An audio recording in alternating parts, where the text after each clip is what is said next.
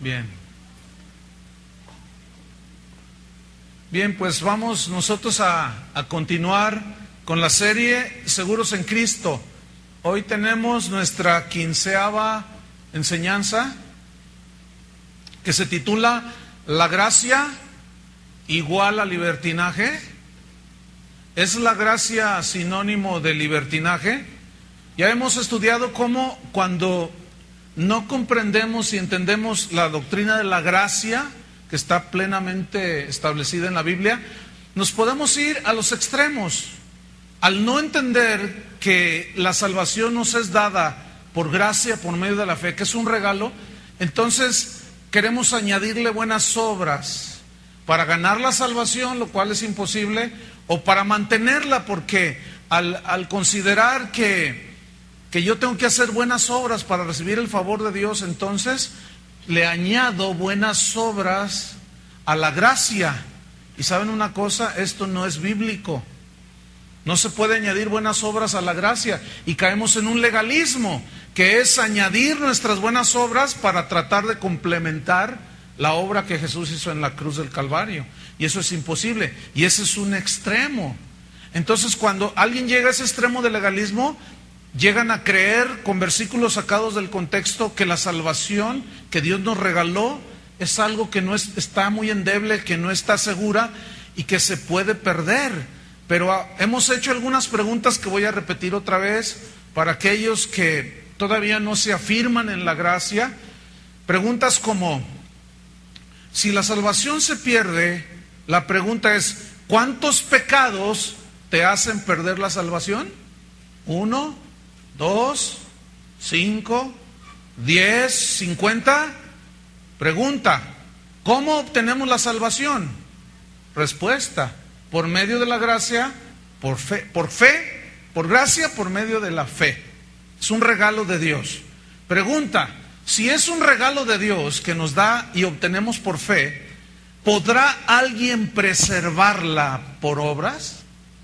Si no la pudimos ganar por buenas obras, ¿usted cree que la puede preservar por buenas obras?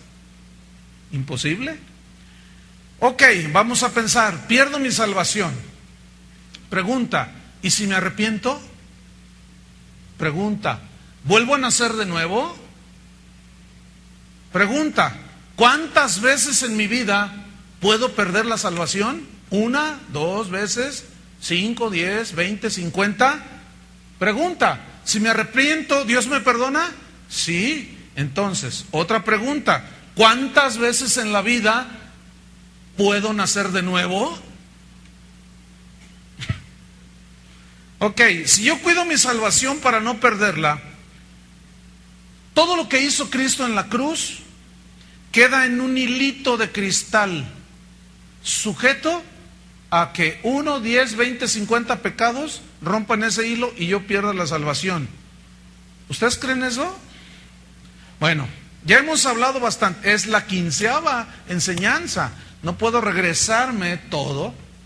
Entonces, ya hemos estudiado los versículos que argumentan los hermanos de buena fe, en buena actitud, que creen que la salvación se pierde.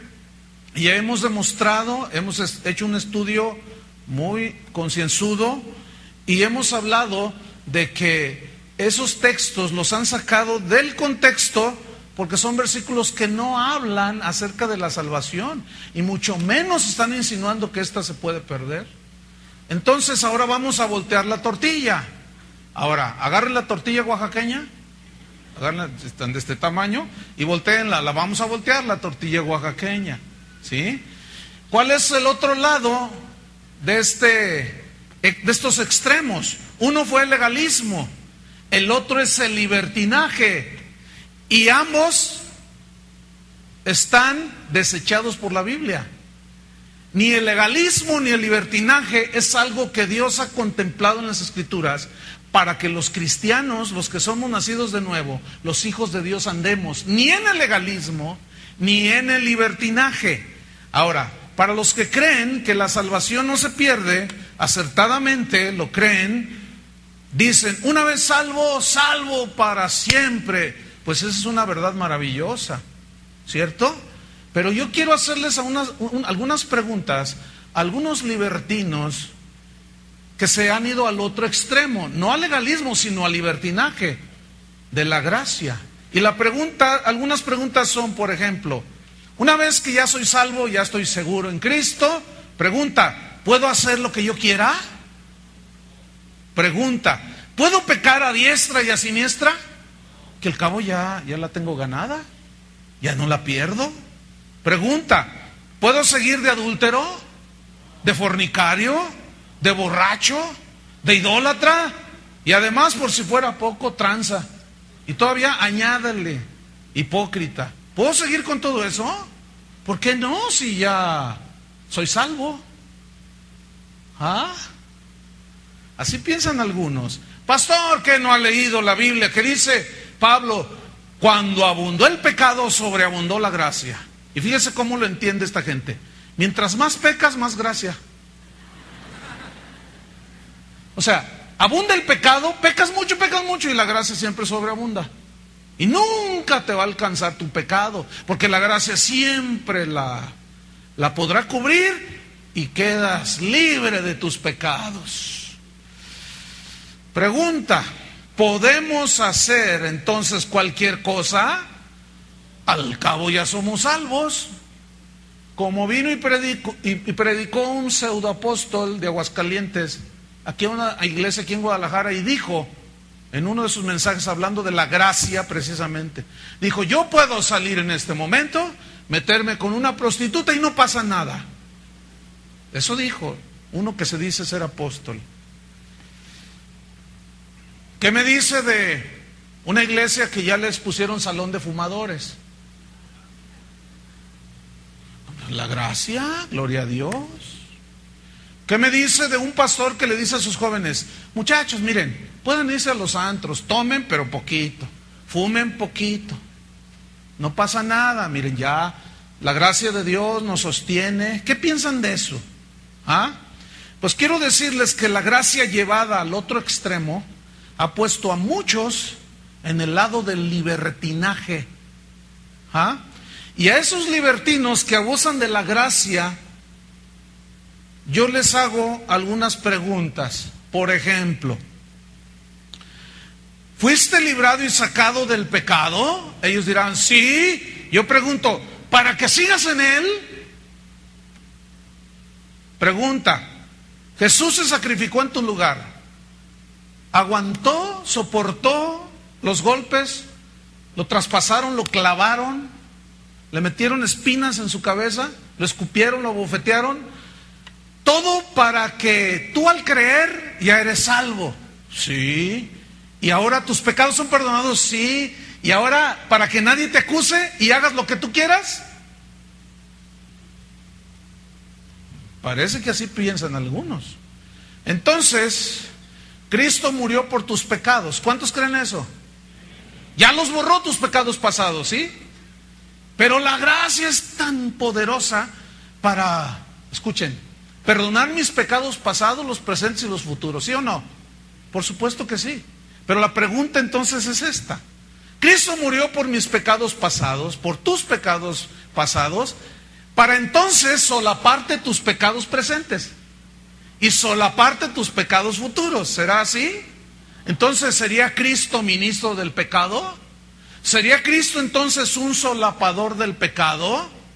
Pregunto, ¿entonces la gracia es licencia para pecar?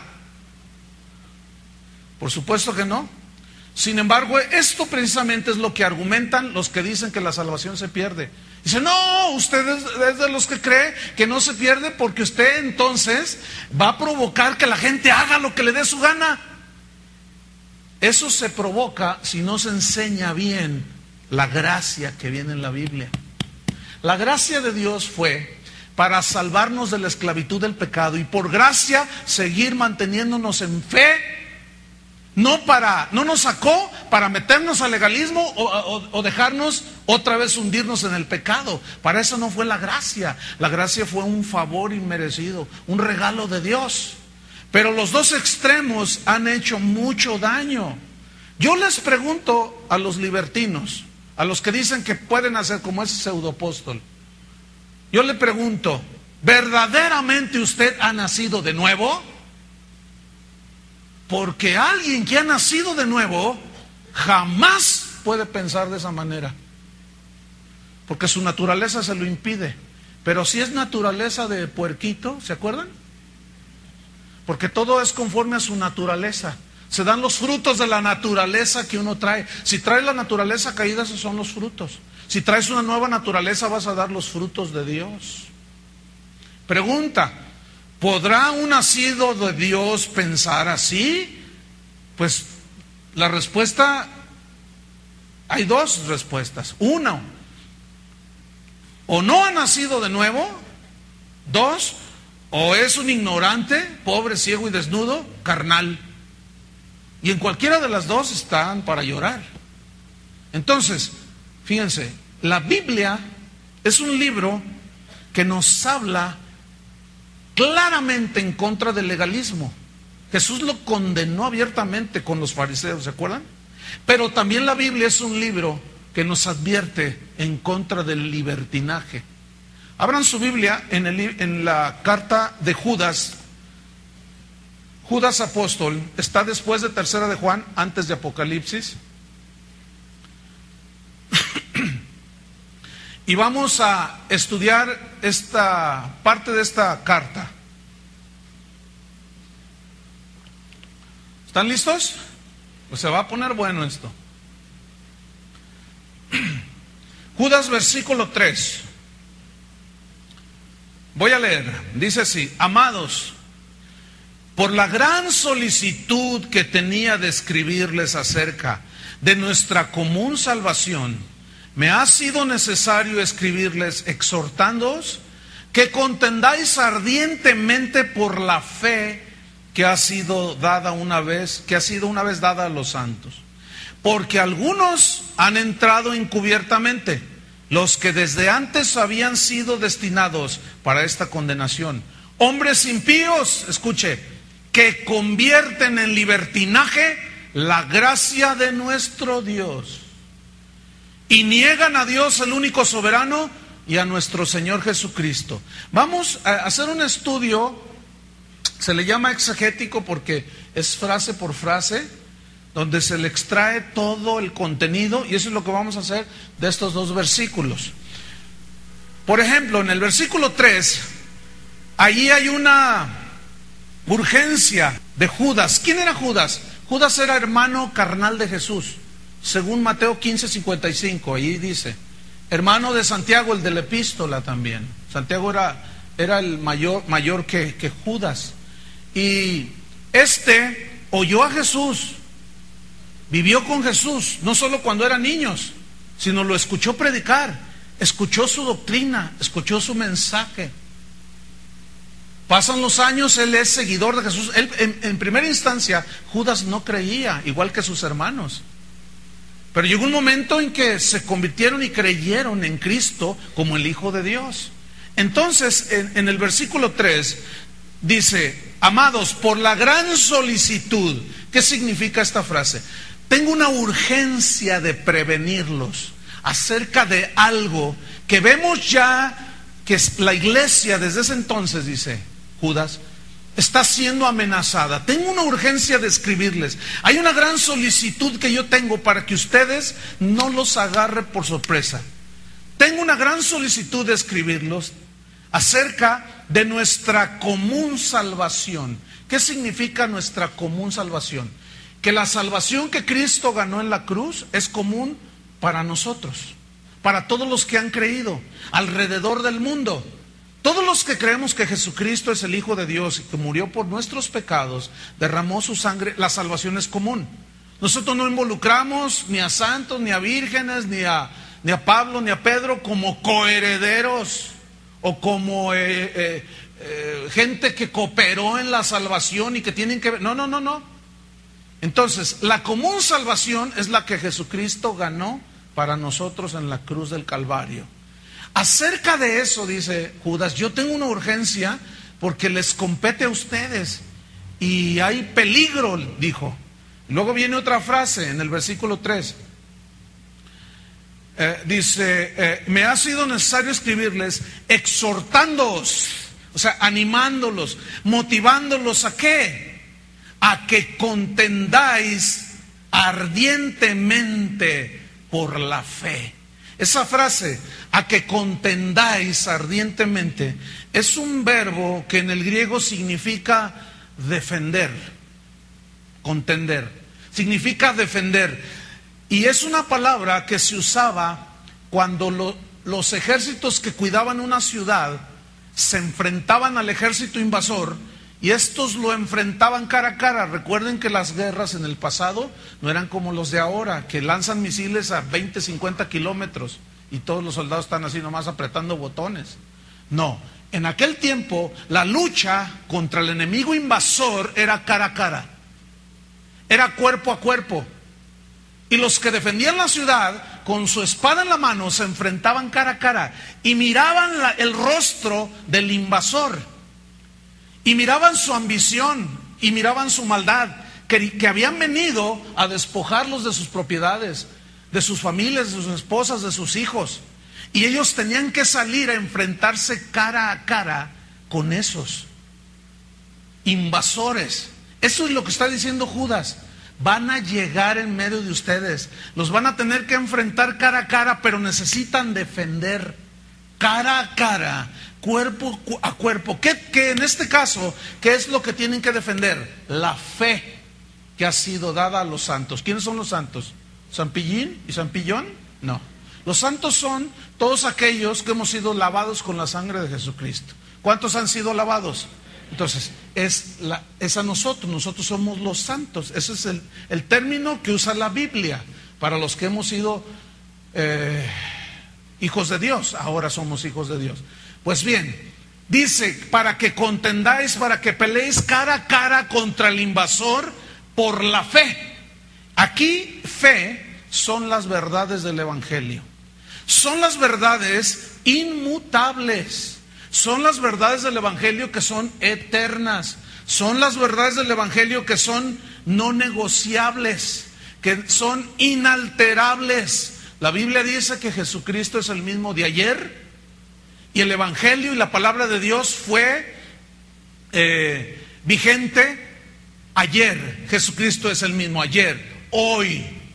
La palabra de Dios sigue vigente hoy. Jesucristo es el mismo de ayer, de hoy y por los siglos. La palabra de Dios seguirá siendo la misma. El cielo y la tierra pasarán, pero su palabra no pasará.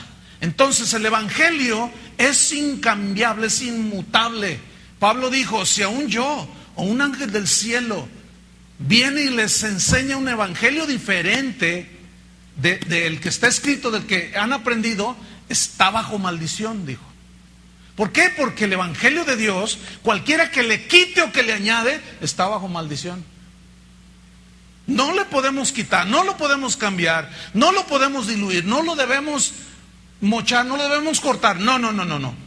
Eso es lo que Judas dice. Tienen que contender ardientemente, pelear contra todos esos argumentos filosóficos, tendencias seculares, humanistas, que vienen a querer filtrarse a la iglesia, y van a tener que defender ardientemente, con pasión, las verdades del Evangelio.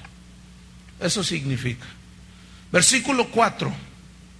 Judas da la razón de la urgencia de escribir. Dice, porque, ahí está la razón, para defender y pelear cara a cara. Porque algunos hombres, algunos han entrado. ¿Cómo han entrado? Encubiertamente. ¿A dónde han entrado? A la iglesia, mis estimados santos. Han entrado encubiertamente.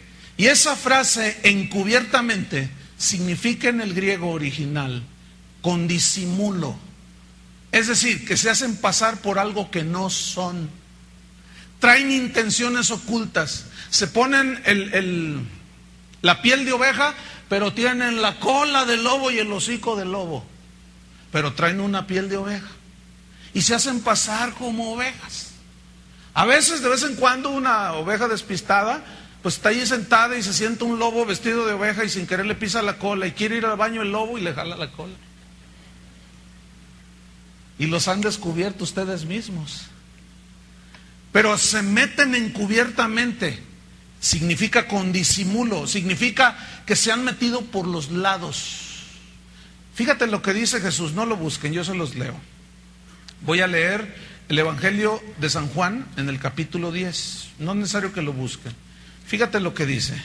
De cierto os digo, el que no entra por la puerta en el redil de las ovejas, sino sube por otra parte, ese es ladrón y salteador. Aquí está hablando Jesús. Mas el que entra por la puerta, el pastor de las ovejas es.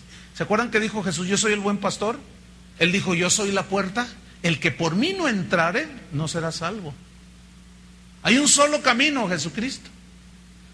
A este abre el portero y las ovejas oyen su voz y a sus ovejas llama por nombre y las saca. Y cuando ha sacado fuera todas las propias, va delante de ellas, las ovejas le siguen porque conocen su voz. Mas al extraño no seguirán, sino huirán de él porque no conocen la voz de los extraños. El versículo 6 dice, esta alegoría les dijo Jesús a sus discípulos, pero ellos no entendieron qué era lo que les decía. Les pregunto, ¿ustedes entendieron?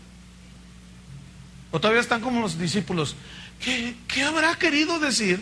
Porque Jesús les había dicho, aquí yo los envío a vosotros como ovejas en medio de lobos. Eso habla en referencia al mundo. Pero dentro de la iglesia, dice, habrá hombres que introducirán encubiertamente herejías destructoras, disimuladamente, y engañarán a muchos. Y muchos, teniendo comezón de oír, se amontonarán alrededor de maestros que los apartarán de la verdad, dice Pablo a Timoteo. Entonces, esta es la razón. Hay hombres que han entrado encubiertamente, no han entrado por la puerta, que es Jesucristo. En otras palabras, no son nacidos de nuevo.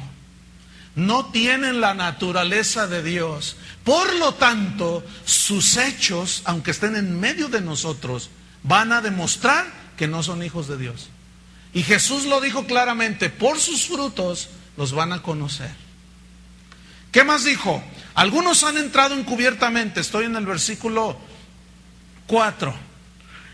Dice que la condenación ya estaba esperando. No crean que se van a salir con la suya. Pero luego dice, ¿qué tipo de hombres? Dice, hombres impíos. Y también habla de mujeres. Aquí está hablando del género humano. Hombres y mujeres. ¿Sí? Hombres, mujeres impíos. Esta palabra que se tradujo impíos, en el griego es la palabra asebes, con B grande, y significa gente, hombres, mujeres, que actúan en rebelión en contra de lo que Dios ha establecido en su palabra. Eso es un impío. Es alguien que actúa disimuladamente. En este caso, están en medio de nosotros, traen su Biblia, la pueden abrir, pueden incluso predicar, tomar la dirección de alabanza, pero en realidad la palabra de Dios no la obedecen, sino que se rebelan con lo que está escrito y ellos hacen su propio evangelio y dicen, no, bueno, si allí dice, pero. Y en este caso, en el caso de la palabra de Dios, no hay pero que valga. Por ejemplo, yo dije la definición, gente que actúa en rebelión contra las demandas de Dios, contra lo que Dios ha establecido en la palabra. Gente infiltrada que está dentro de las iglesias. Un ejemplo. Jesús dijo, den de gracia lo que recibieron de gracia. ¿A qué se refería Jesús cuando dijo, den de gracia a lo que recibieron de gracia? El contexto es que Jesús los había enviado a predicar, a sanar a los enfermos. Ellos regresaron llenos de alegría, los demonios se nos sujetan, los enfermos se sanaron, vimos milagros. Y Jesús le dijo, sí, den de gracia lo que recibieron de gracia. En otras palabras, ¿qué es gracia? Un don que no te cuesta nada, un regalo. Nadie puede llegar y decirte, te regalo esto, pero dame 50,000 pesos. Entonces no es regalo, te lo está vendiendo. Eso es gracia. Entonces, la salvación es por gracia. Las sanidades es por gracia. La provisión es por gracia. Los dones de predicar, de cantar, de administrar es por gracia, ¿sí o no? Entonces escuchen. Si Jesús dijo, den de gracia gratis lo que recibieron gratis, ¿a quiénes se les ha ocurrido ponerle precio a la entrada para oír la palabra de Dios? ¿A quién? Dígame. A los impíos, muy bien. Gente que se rebela contra lo que Dios dijo. Mientras que Él dijo, den de gracia, estos dicen, no, ¿a poco gratis? No, 200 pesos para entrar a las conferencias. Y como el concierto que va a haber aquí con el pastor de la alabanza, aquí en la Plaza de Toros, la entrada más barata, 90 pesos. Allá, los de Gallola por allá, los pobres allá. Pero si usted quiere estar cerca del artista, 500 pesos le cuesta. Escuche bien. ¿Qué dice la Biblia? ¿Pagar por ir a ver, a adorar? ¿O pagar por adorar? ¿Dónde diantres se encuentra eso en la Biblia? Dígame. Ok, fíjese bien, yo le estoy diciendo que la Biblia dice que entrarán encubiertamente hombres impíos, que se rebelan contra lo que está escrito. Usted pregúntale a esa gente, oye, ¿por qué cobran la entrada? No, pues el obrero tiene su salario. No, pues que los gastos. No, porque... No, espérame, ¿dónde dice? ¿Dónde dice que un predicador cobre por predicar? ¿Dónde dice? ¿Qué no dice que des de gracia lo que recibiste de gracia? ¿Ah? En los Estados Unidos hay un predicador que cobra $50,000 por una plática. Lo asombroso de esto es que llenan los estadios. Pero tanto el predicador con los que organizan se ponen de acuerdo. Imagínense, si cobran $50 la entrada en estadios de 50,000, 60,000 personas, nada más multiplíquele. ¿Eso es de gracia? Hombres impíos que han entrado encubiertamente entre ustedes, impíos que se rebelan contra lo que Dios ha establecido y ellos hacen sus propias reglas. Pero como dice el proverbio mexicano 17,204, tanto peca el que mata a la vaca como el que le agarra la pata. Ese lo inventó Juan Diego. Tiene sabiduría ese dicho mexicano, porque significa que se hace partícipe del mismo pecado el que mata a la vaca como el que le agarra la pata para que el otro lo mate. Entonces, ¿qué significa esto? Fíjese la analogía que estoy haciendo. Si usted va a la Plaza de Toros del Progreso, a ese concierto, usted se está haciendo cómplice de los hombres impíos. ¿Me escuchó? Porque usted va y paga por algo que debería de ser como gratuito. Multiplique 12,000 por un promedio de 300 pesos. ¿A dónde van esos 3,5 millones? A la obra del Señor, sí, cómo no. Ja, ja, ja. A la obra del Señor, a los bolsillos de todos esos impíos que se meten encubiertamente. ¿Qué más dice? Estos se han metido así, que convierten, versículo 4, que convierten, estos hombres impíos, convierten en libertinaje, digan libertinaje, la gracia de nuestro Dios. La convierten, la transforman. ¿Qué significa libertinaje en el griego original? Viene de una palabra aselgeia, que significa excesos. Escuchen, convierten en excesos la gracia de Dios. Significa desenfreno, indecencia, libertinaje, que implica también libertinaje sexual.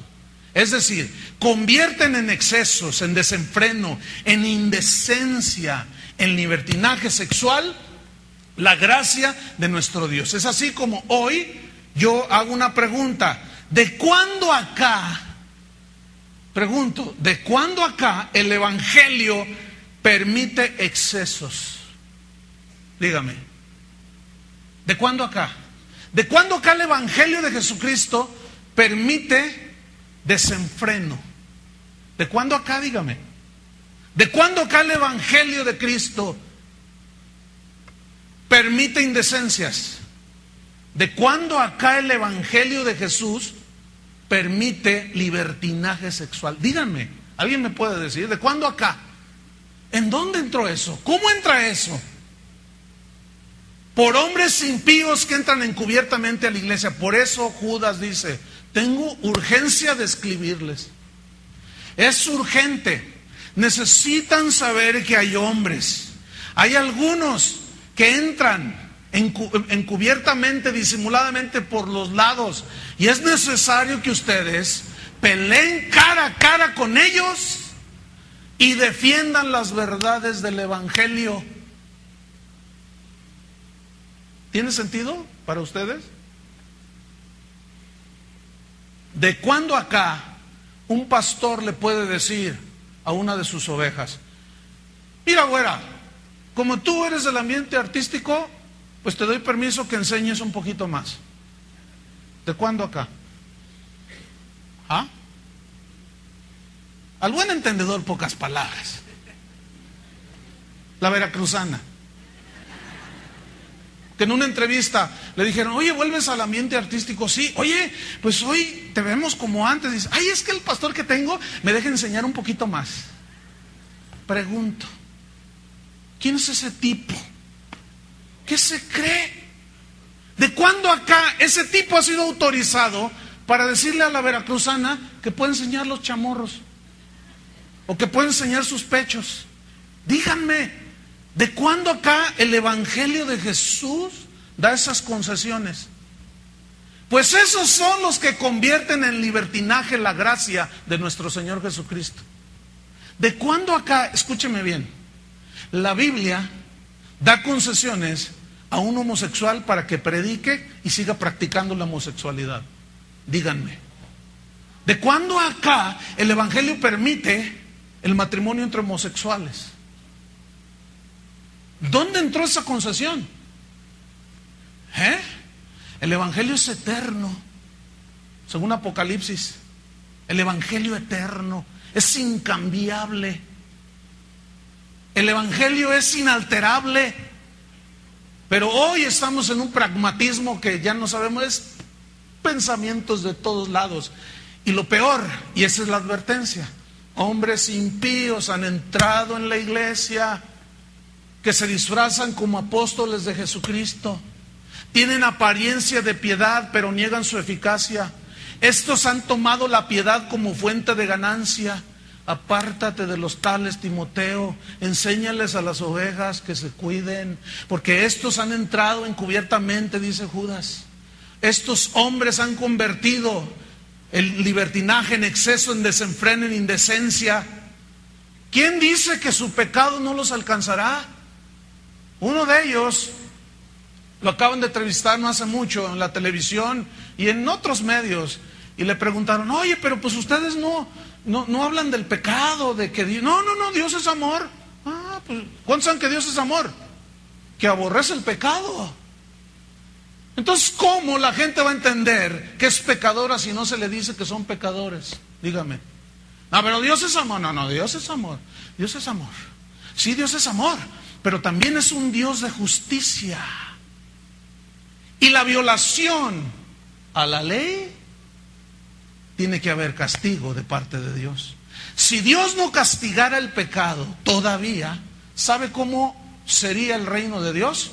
Como son muchos países, y entre ellos el nuestro. ¿Saben qué es lo que se queja la gente de los países? Que hay impunidad. El secuestrador secuestra, mata, roba y no le hace nada. El asesino, el narcotraficante, los políticos hacen un robadero y no se les aplica la ley. La Biblia dice que el efecto de la justicia es paz.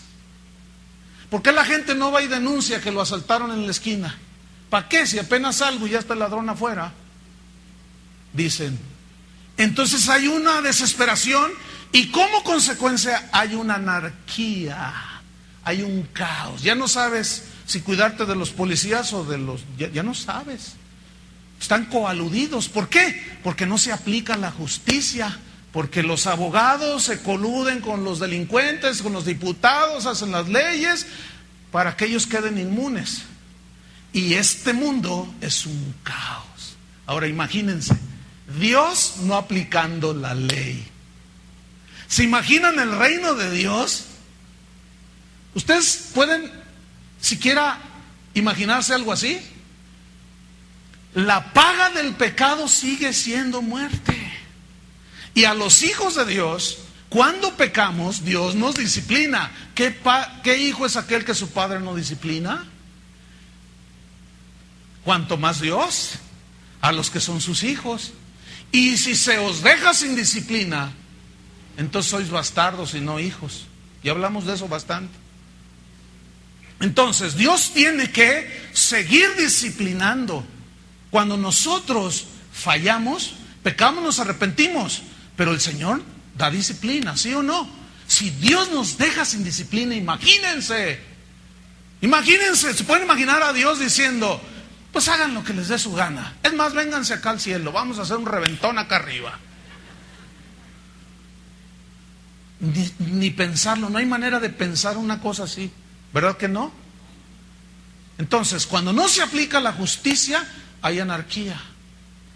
Cuando no se aplica la disciplina en la iglesia, hay anarquía en la iglesia. No sé si me estoy explicando. Y es por eso que vemos pastores que andan en adulterio, que son ladrones, mentirosos, directores de alabanza, cantantes, hombres y mujeres que son homosexuales o lesbianas, predicando, cantando y no les hacen nada. Porque Dios es amor, quien no peca. ¿De cuándo acá el evangelio de esas concesiones, hermanos? Lo que dice el evangelio, lo que dice la palabra de Dios es: si alguno es sorprendido en alguna falta, no dice que lo desechen, dice restáurenlo. Y es como uno que tuvo un accidente, se fracturó y tiene que estar acostado siendo rehabilitado. El cristiano que cae en un pecado no debe ser desechado, debe de ser sentado allí para que sea restaurado, ministrado, consolado, aconsejado. Pero no se le puede tapar. Ay, es que si decimos, ay, va a ser una bomba y va a dañar mucho la iglesia de Cristo. Escuchen bien, daña más que ellos sigan ministrando, a que se les siente allí y cállese y aguántese y no me cante y no me profetice y no me predique hasta que usted esté restaurado. Y de eso van a pasar unos cuantos añitos. Eso es lo que dice la Biblia. Eso es lo que dice el evangelio. Pero eso os convierte en el libertinaje, la gracia. ¿Ve? ¿Qué es más dañino, el legalismo o el libertinaje? Los dos. Por lo tanto, no es la voluntad de Dios que los cristianos estemos en ninguno de estos extremos. Y eso es lo que llevamos estudiando casi todo el año. Bueno, ya unos 5 o 6 meses. Y todavía apenas vamos en el 15avo, no sé cuánto vamos a más, sobre el tema. ¿Qué más dice? Convierte el libertinaje en la gracia y niegan a Dios, el único soberano, y a nuestro Señor Jesucristo. ¿Qué significa que niegan a Dios, al único soberano? ¿Qué es soberano? ¿Qué significa que Dios es soberano? Soberano significa que Él no le da cuentas a nadie, que Él no le pide permiso a nadie, que Él no le pide opinión a nadie. Eso significa soberano. Que Él se gobierna a sí mismo. Dios es soberano. Bueno, ¿qué dice que hacen estos hombres? Niegan al único Dios soberano. Ok, Dios como soberano dice: las reglas yo las pongo, no ustedes.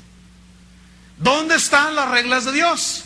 ¿Dónde están los mandamientos de Dios? No las sugerencias de Dios, los mandamientos de Dios. ¿Dónde están?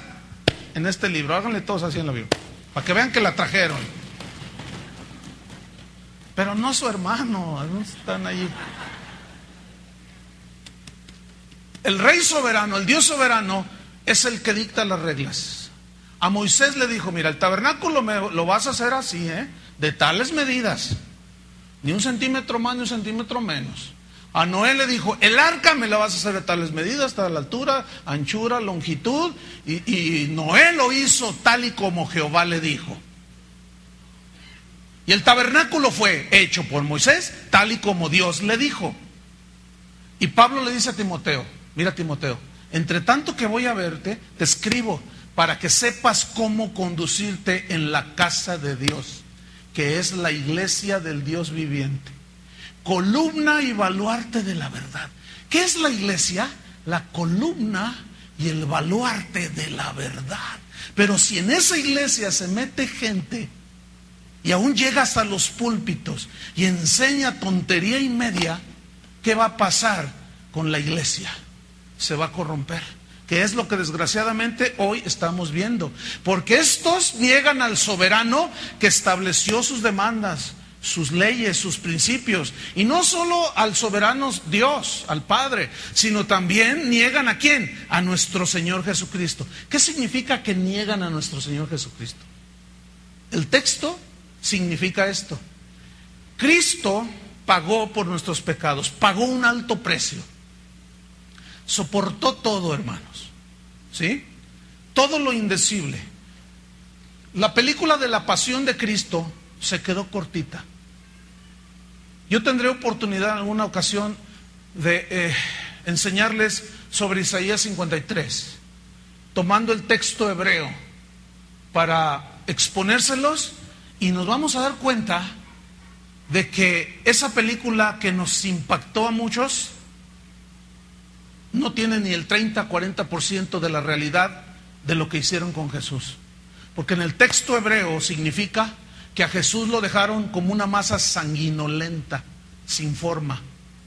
No sabían cuál era la cabeza, era una masa sanguinolenta. ¿Entiende eso? Se quedó corta la película. Escúcheme bien. Todo eso Jesús lo sufrió y lo padeció para vencer a Satanás en la cruz, para librarnos de nuestros pecados. Y estos tipos se atreven a negar a Jesucristo. ¿Cómo es que lo niegan? Pervirtiendo la gracia. ¿Cómo es que la pervierten? Haciendo un libertinaje, un desenfreno. No pasa nada. Como el pseudoapóstol que les mencioné. Yo puedo salir ahorita, según él, enseñando de la gracia. Imagínense. Ese sí es un desgraciado. Imagínense, yo puedo salir ahorita, ir con una prostituta y no pasa nada. ¿No pasa nada? ¿Ustedes creen que no pase nada? Eso significa, niegan a Dios, al único soberano, y a nuestro Señor Jesucristo. Por eso hacen lo que hacen con el Evangelio. Estos son los que han hecho de la gran comisión que Jesús nos dejó. De la gran comisión han hecho la gran comisión. Al buen entendedor, pocas palabras. Han hecho el negocio de su vida. Esa es la gran comisión. Ahora, mientras que Jesús les decía a los discípulos en el pasado, el que no toma su cruz cada día y me sigue no puede ser mi discípulo. Hoy parece que nos dice, el que no tome su Cadillac cada día y me sigue no puede ser mi discípulo, porque Jesús vino a hacerte rico, dicen. Dejó su trono para venir y a darte todo. Si no eres rico es porque no tienes fe. A ver, esos, ¿por qué no van y predican a Cuba? O a Nicaragua. ¿Por qué van y les predican a los que sí tienen, donde la economía son más o menos buenas? ¿Por qué? A ver. Porque son unos farsantes, por eso. Que despelucan a la gente y las ovejitas, se la creen. ¿Qué dijo? Que Dios te quiere hacer rico. Y ahí, las ovejitas. ¿Saben por qué el Señor nos comparó con ovejas? ¿Sabían que la oveja no tiene una vista muy aguda como las águilas? Nos comparó con muchos animalitos para hacer analogías. ¿Pero por qué nos dijo ovejas? Porque la oveja es el único animal en el reino animal que necesita de un pastor. ¿Cuándo han visto un pastor de cerdos? Sin embargo, las ovejas, por eso él dijo, mis ovejas oyen mi voz y yo voy delante y ellas me siguen. ¿Cuántas son ovejas de Dios? Sígalo a él. No se asusten, no se asusten. Hasta brincaron. Es que estabas dormido, mano. No te creas. Sígalo a él, hermano. Síganlo a él. ¿A quién van a seguir? Mis ovejas oyen mi voz, dijo Jesús. Pero esos niegan al Padre y a Jesús. Déjeme decirle, Judas en esta epístola los desenmascara. Les quita la máscara que traen de hipócritas y les dice, son falsos maestros, han entrado encubiertamente. Describe sus rasgos de carácter, describe sus vicios, sus excesos, sus blasfemias, su corrupción, y también les dice cuál va a ser su fin. Y Judas utiliza 3 casos, 3 episodios en la historia bíblica que fueron trágicos, y los trae a mención para que los recordemos y los tengamos como ejemplo. Esos 3 ejemplos que cita del Antiguo Testamento el apóstol Judas, uno está en el versículo 5, dice, mas quiero recordarles, ahí está, mas quiero recordarles, no se les olvide, no crean que no pasa nada, no, quiero recordarles, ya que una vez lo habéis sabido, que el Señor, habiendo salvado al pueblo, sacándolo de Egipto, Israel saliendo de Egipto, después destruyó a los que no creyeron, a los que habían salido por mano poderosa, mano de Dios, dedo de Dios, y volteaban hacia atrás y decían, no, está mejor Egipto, está mejor Egipto. Queremos los ajos, las cebollas de allá. ¿Por qué nos traes a este desierto, Moisés? Ellos ignoraban que después del desierto estaba una mejor tierra. Y Dios les decía, Dios va con Moisés y le dice, ¿sabes qué? Tu pueblo ya me hartó. Así le dijo Dios a Moisés, ya me hartaron. Y le dice, mi pueblo es el tuyo, le dice. Pues ya me hartaron. Dice, ¿sabes? Hazte un lado porque me los voy a fundir a todos. Y Moisés, no, espérate, Señor, hazte un lado. No me creen. Están añorando lo del mundo, pues que se larguen al mundo. No me creen. Así es todo aquel que, aunque venga a la iglesia, oiga, nunca hizo suya la palabra de Dios. Nunca creyó que el sacrificio de Jesús era suficiente. Por lo tanto, no nacieron de nuevo. Y escucharon algo de la gracia y dijeron, entonces puedo hacer lo que yo quiera. No os engañéis, dice Pablo. Dios no puede ser burlado. Todo lo que el hombre sembrare, eso también cosechará. Si alguno sembrare para la carne, de su carne segará ¿qué? Corrupción. No nos engañemos.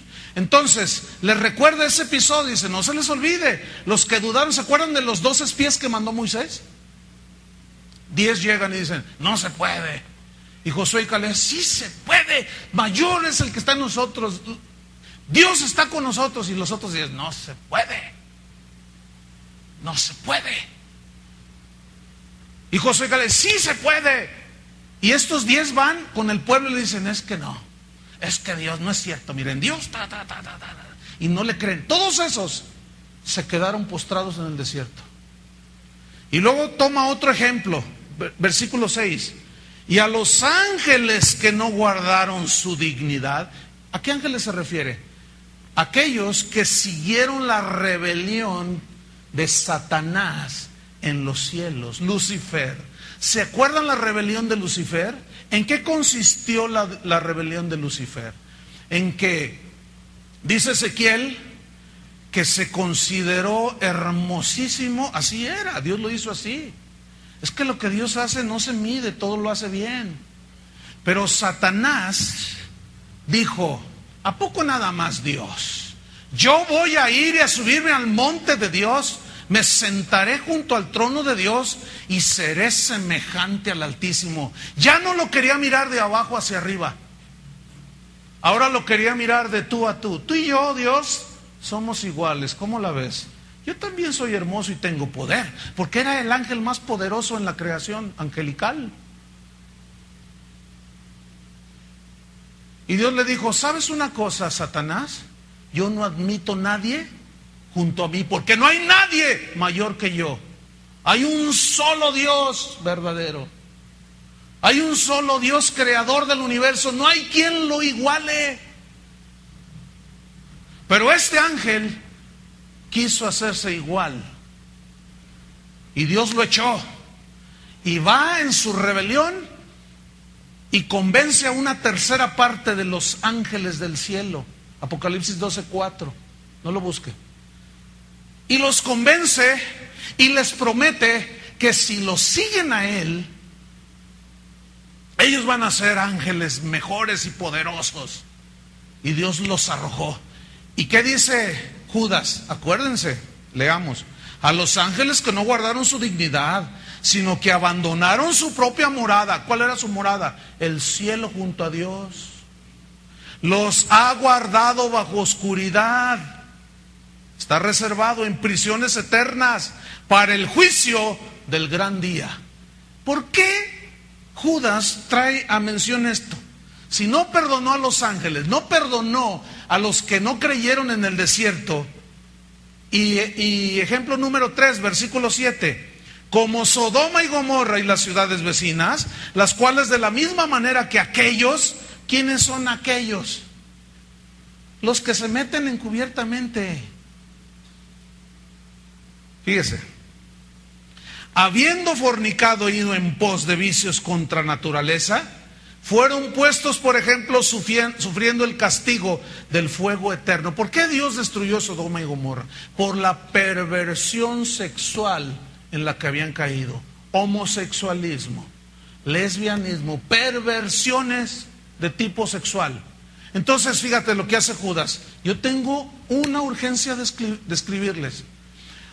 Les animo a que luchen cara a cara contra el enemigo, contra el lobo, contra el mismo demonio y sus huestes, hombres impíos, malos, que se rebelan contra lo que Dios ha dicho. Estos han entrado encubiertamente. Estos convierten en libertinaje la gracia de nuestro Dios y niegan al soberano Dios y a Jesucristo que murió por todos. Estos, dice, quiero recordarles que si aquellos que se rebelaron contra Dios y no creyeron, quedaron postrados en el desierto. Los ángeles que se rebelaron contra Dios fueron arrojados del cielo y les está reservada prisiones eternas. Y de Sodoma y Gomorra, no se les olvide. Eso es lo que está diciendo Judas. No se les olvide que por su perversión sexual Dios destruyó esa ciudad. Estos 3 ejemplos, pues, Judas los toma del Antiguo Testamento para recordarnos e ilustrar lo que estos tipos pueden hacer. Ahora, en el versículo 8, fíjate lo que dice. Pone todos estos ejemplos y dice, no obstante, significa, a pesar de todo esto, de la misma manera también estos soñadores. ¿Cuáles? ¿Quiénes son estos soñadores? Los del versículo 3 y 4. ¿Estamos? No obstante, a pesar de todo lo que les estamos diciendo y de lo que ya saben, estos, de la misma manera, estos soñadores, dice, ¿qué hacen? Hacen 3 cosas. Estos soñadores, fíjate, de sueños carnales, de sueños corrompidos, cenaron tacos echados a perder. Fíjate lo que hacen estos soñadores. Hacen 3 cosas. Número 1, mancillan la carne. Mancillar en el griego significa corromper. Habla de una corrupción moral de pensamientos y una corrupción de conducta. Por lo tanto, que involucra el libertinaje sexual. Entonces, mancillan la carne, corrompen la moral, los pensamientos con argumentos torcidos, tal y como lo hizo Satanás cuando le dijo a Jesús: tírate al vacío. Está escrito que Dios va a mandar sus ángeles y no te va a pasar nada. Satanás torciendo la mismísima palabra de Dios. Y Jesús le reprende, le responde: escrito está, Satanás, no tentarás al Señor tu Dios. ¿Qué significa eso? Que Satanás va a querer torcernos la palabra de Dios. Que hombres impíos ¿Qué van a torcer? La palabra de Dios. Por eso dice Judas que peleemos ardientemente por la fe, por las verdades del Evangelio que son incambiables. ¿Están entendiendo, amados santos de Dios? ¿Nacidos de nuevo? ¿Qué más hacen? 1, mancillan la carne. 2, rechazan la autoridad. ¿La autoridad de quién? Pues de Dios el soberano y de Jesucristo y de lo que Él ha establecido en su palabra. ¿Qué más? Blasfeman. ¿Qué significa? Que hablan con desprecio de Dios y de la gracia. Censuran la santidad. Pero no lo dicen así abiertamente, no lo dicen. No. Acuérdense que entran encubiertamente. Tienen apariencia de piedad y usan su Biblia como desodorante y lo traen así. Pero nada más la traen de puro, para disimular. Significa que blasfeman, que ellos censuran con sus hechos lo que hizo Cristo en la cruz. Los legalistas dicen, no. El legalismo y el bautismo. No, el legalismo y las buenas obras. No, la Biblia y el G12. No, la Biblia y el 40 días con propósito. No. Y ya es una mezcolanza. Y el libertino dice, no, vamos a darle vuelo a la hilacha. Pues ya somos salvos, no pasa nada. Dicen, no, entonces blasfeman. ¿Qué más? Finalmente, en el versículo 10, fíjate lo que dice de Judas. Dice, pero estos blasfeman de cuantas cosas no conocen. ¿Cómo van a conocer la santidad si no son santos? Si no han nacido de nuevo. Alguien me hacía una observación que yo nunca la había hecho, de uno de los cantantes más conocidos en el cristianismo, de los más audaces. Ninguna de sus canciones habla de santidad. Me estaba diciendo hace rato alguien de aquí. Yo le dije, yo nunca, no había. Dice, observa todos sus cantos, ninguna habla de santidad. ¿Por qué será? ¿Qué? Yo nunca lo había visto así. Qué interesante, ¿no? ¿Por qué será? Blasfeman de cuantas cosas no conocen y en las que por naturaleza conocen, se corrompen como animales. Uy. No lo digo yo, porque luego me dicen, ese Chuy habla muy... No, es la Biblia. Yo nada más estoy repitiendo el Evangelio eterno, eso es todo. Y es eterno porque ya tengo 2 horas predicando. Se corrompen como animales irracionales. Fíjate el versículo 10. ¡Ay de ellos! Ese ay es de dolor, ¿eh? ¡Ay de ellos! Porque han seguido el camino de Caín. ¿Cuál fue el camino de Caín? ¿Quién fue Caín? ¿Qué hizo Caín? Mató a su hermano. ¿Por qué lo mató? Por envidia. ¿Por qué lo envidió? Porque Abel tomó del ganado, que él pastoreaba ovejas, tomó una ovejita blanca, la más gordita, la más bonita, la sacrificó y se la ofreció a Dios. Y Dios vio que tenía fe, porque ya estaba hablando y tipificando y profetizando del Cordero de Dios que había de venir, que quita el pecado del mundo. Y Dios vio con agrado la ofrenda de Abel y dijo, este tiene fe, la fe que salva. Y el otro trajo obras de la carne, ¿se acuerdan? Fruto de la tierra. Y le dijo, quítate con tu ofrenda, yo de la carne no recibo nada. Y se ensañó Caín y fue y mató a su hermano Abel. Siguieron el camino de Caín. ¿Qué es lo que hace esta gente? Yo tengo un mensaje que se llama los asesinos de la fe. Matan, destruyen a aquel que quiere caminar con Dios. ¿Qué más dice? Siguieron el camino de Caín y escuche, y se lanzaron por lucro en el error de Balaam. ¿Cuál fue el error de Balaam? Recibir una paga por profetizar. Háganme favor. El lucro de Balaam. El lucro de Balaam está a la orden del día y nadie dice nada. Por lucro. Caen en el error, por lucro, en el error de Balaam. ¿Qué dice la Biblia que hizo Balaam? Un error. Y finalmente dice, y perecieron en la contradicción de Coré. La contradicción, la rebelión de Coré, que dijo, ¿Sabes qué, Moisés, Aarón? Ya estoy hasta el copete de ustedes, ¿eh? ¿A poco nada más Dios habla por ustedes? También Jehová habla por nosotros. Ya no les aguanto. Y va el Coré, y entre el pueblo siempre va a haber gente igual, porque todo se da conforme a su naturaleza, ¿no? Yo les decía, ¿con quién se juntan los puerquitos? Los puerquitos. Los patos, con los patos. Las hormigas, con las hormigas. Los homosexuales, con los homosexuales. Los ladrones, con los ladrones. ¿Sí o no? Los futbolistas, con los futbolistas. Las chivas, les van a las chivas. Todo es conforme a su género, fíjese. Entonces va Coré al pueblo y les dice, ¿saben qué? Estoy harto de Moisés, ¿quién me sigue? Y siempre va a haber una respuesta, porque siempre va a haber gente rebelde. Esa es su naturaleza de ellos. No la han cambiado, no han nacido de nuevo. Y se agarró como a 250 de los varones de Israel y se pararon enfrente de Moisés. Le dijo, ya nos caíste gordo, ya no queremos nada contigo. ¡Ah, no! Dice Moisés. Y Dios le dice a Moisés, hazte un lado porque los voy a fundir.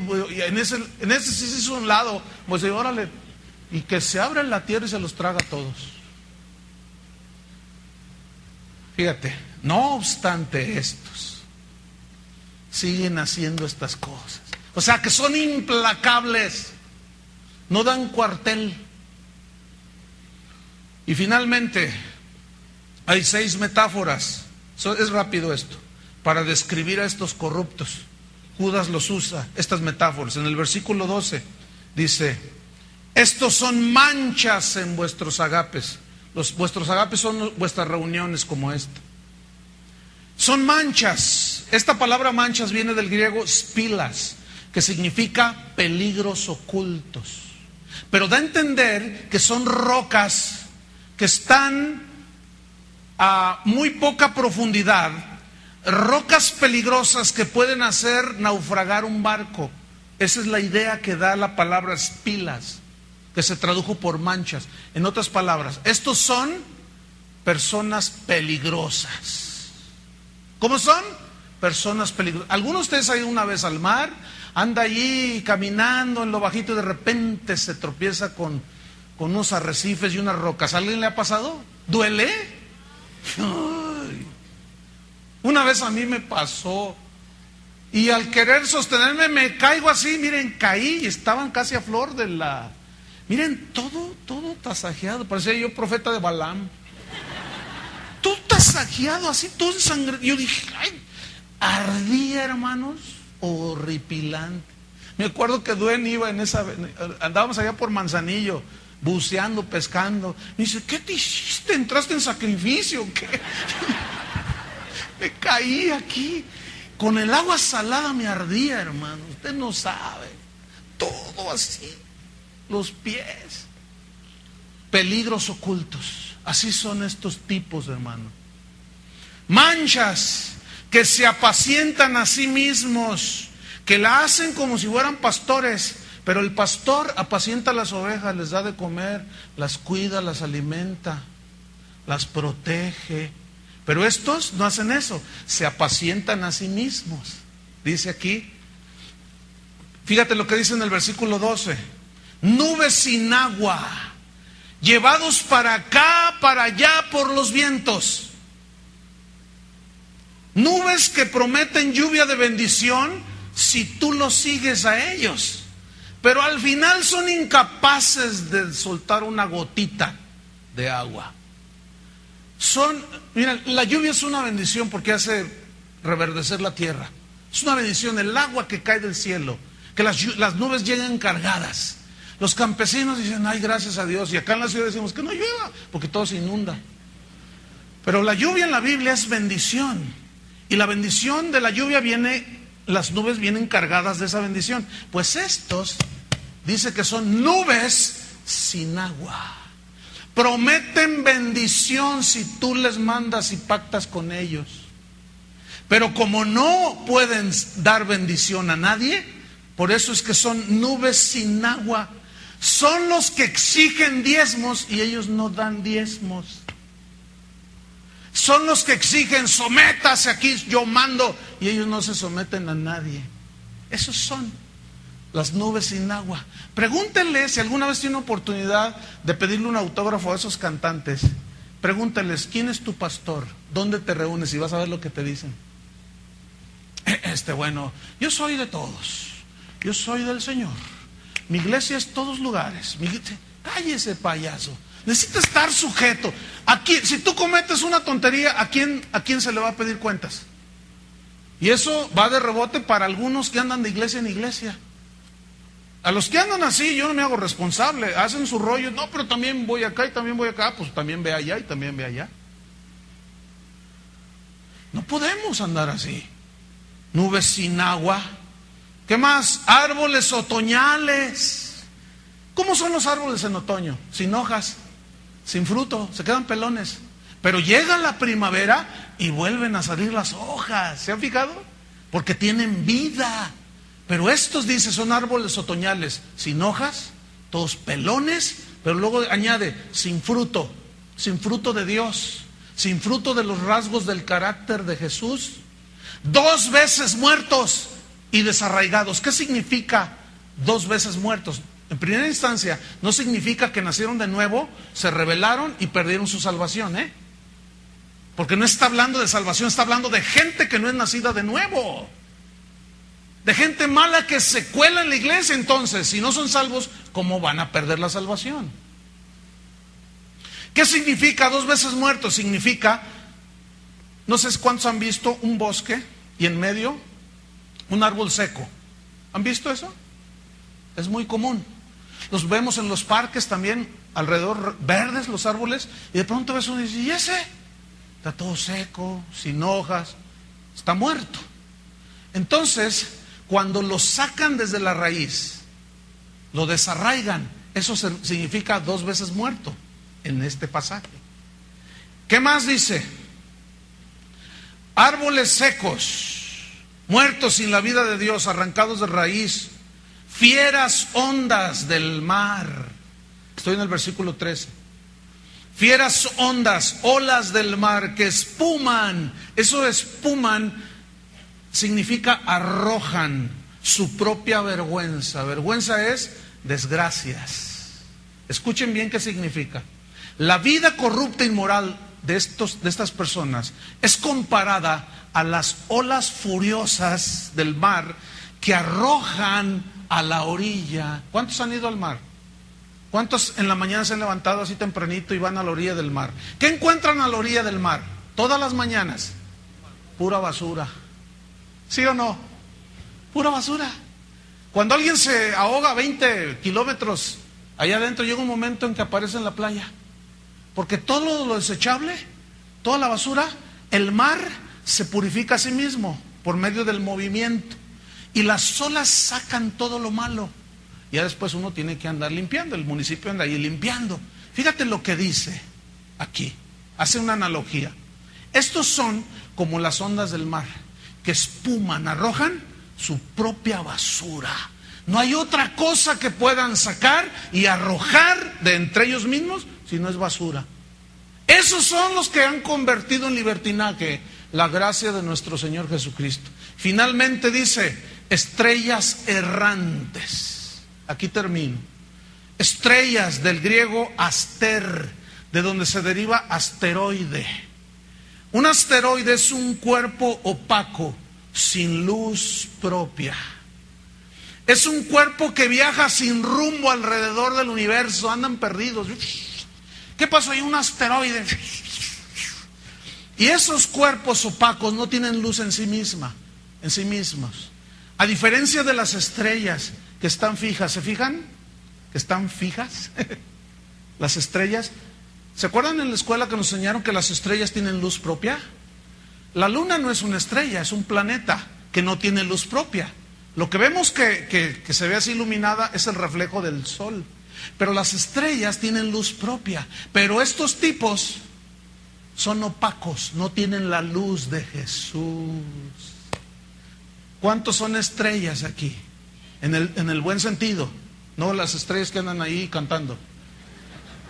Que tienen la luz de Jesús, que brillan la luz de Jesús y que están estables. Porque una estrella que tiene luz propia está estable. Pregunto, ¿en dónde está en la Biblia el ministerio errante de los cantantes cristianos? ¿Alguien puede enseñarme un solo versículo? A ver, esos que son bien picudos para la Biblia. ¿Alguien me puede decir, mira aquí dice que San Pablo viajaba haciendo conciertos a todos los países? No existe eso en la Biblia, hermanos. No existe eso en la Biblia. ¿Por qué dice estrellas errantes? Porque andan sin rumbo, para todos lados, opacos, ¿sí? Así hay muchos que se dicen ministros de Dios. Por otro lado, hay ministerios como evangelista y apóstol que sí son ministerios itinerantes, pero no son ministerios que se venden, sino son ministerios que van y edifican la iglesia, ¿me entienden? Estos tienen que viajar ciertamente para comunicar las verdades del evangelio y la solidez del evangelio, pero nada que ver con estos estrellas errantes y cuerpos opacos, nada que ver. ¿Por qué? Termino con esto ya. Dice, a estos les está reservada eternamente la oscuridad de las tinieblas. Y termino con una pregunta. O con una afirmación, mejor dicho. Es imposible que un nacido de nuevo, que un hijo de Dios se esconda detrás de la gracia para hacer lo que quiera, para seguir viviendo en el pecado y en la inmundicia. Es imposible que un nacido de nuevo piense de esa manera. No puede ser. Porque el nacido de nuevo, dice, el nacido de la carne, carne es; lo nacido del espíritu, espíritu es. Somos hijos de Dios por adopción. Se nos ha dado la nueva naturaleza y esa nueva naturaleza siempre tiende hacia Dios, ¿no es cierto? Y cuando pecamos, díganos si no es cierto, santos de Dios, ¿a poco no nos duele? Nos sentimos mal de haber fallado. Esa es prueba de que eres hijo de Dios nacido de nuevo. Y si confesamos nuestros pecados, Él es fiel y justo para perdonarnos. Pero que se entienda, no es ni para legalismo, ni para un libertinaje de la gracia. Es precisamente para todo lo contrario. Para entender que fue por gracia que nosotros fuimos rescatados de nuestra vana manera de vivir y que por gracia seguimos en pie y que por gracia nos has dado todo y que por gracia, y eso va a provocar en nosotros, cuando lo entendamos en su balance y equilibrio, un temor de Dios que te va a llevar, ¿sabes a dónde? A la santidad. Y de eso les voy a hablar el próximo domingo. Oremos. Señor, te damos gracias. Es hermosa tu palabra, a veces es fuerte, dura, pero no podemos esquivarla, Señor. Se nos instruye a contender, a pelear cara a cara contra los falsos, contra los abusadores de la gracia, a defender ardientemente, apasionadamente las verdades del Evangelio. La pureza del Evangelio, lo más que podamos, Señor, sin irnos ni a izquierda ni a derecha, caminando en el equilibrio de Dios, sin excesos, todo en el balance de Dios, todo el consejo de Dios. Señor, yo te pido que derrames sobre nosotros un espíritu de discernimiento, para poderle ver el rostro al lobo, para poderle ver el disfraz. Y todos aquellos que pervierten la gracia de nuestro Señor Jesucristo sean expuestos por la predicación del Evangelio. Estos son los que se enojan cuando oyen esto, porque el que es hijo de Dios dice amén a esto, pero los otros no. Se enojan porque están siendo descubiertos de su disfraz. En el nombre de Jesús, Señor, yo te pido que derrames tu temor sobre nosotros, que sea nuestro tesoro, porque caminando en el temor de Dios, nosotros hemos avanzado mucho en el reino de Dios, porque el temor de Dios es el principio de la sabiduría. Y el temor de Dios nos llevará a la santidad. No al legalismo ni al libertinaje, sino a la santidad. Llévanos en ese camino, Señor, a esta congregación. En el nombre de Jesús. Póngase de pie. Levante las manos a Dios. Nada más vamos a darle gracias por la salvación que nos ha sido dada. Es un regalo de Dios. Levante sus manos a Dios. Si usted quiere, por supuesto, ¿no? Esto no es una obligación. Nada más. La Biblia dice, el Salmo, alzad vuestras manos. Por eso de ahí nosotros podemos decir, alcen vuestras manos a Dios. Señor, gracias. Gracias por la salvación que nos ha sido regalada. No pagamos, no hicimos nada. No podemos forzar a nadie a que siga, guarde días, ceremonias. Pero tampoco, por otro lado, podemos decir, no te preocupes, no pasa nada. Sigue con tu adulterio, sigue con tus tranzas. No, tampoco. La salvación es algo que costó tanto, tanto, tanto, que no podemos contaminarla, ni menospreciar la gracia de Dios. Señor, derrama más y más gracia sobre tus hijos que caminan contigo. Te lo pido en el nombre de Jesús. Jesucristo, hermanos, es el mismo de ayer, de hoy y por siempre. Amén. Que Dios los bendiga. Gracias, Señor.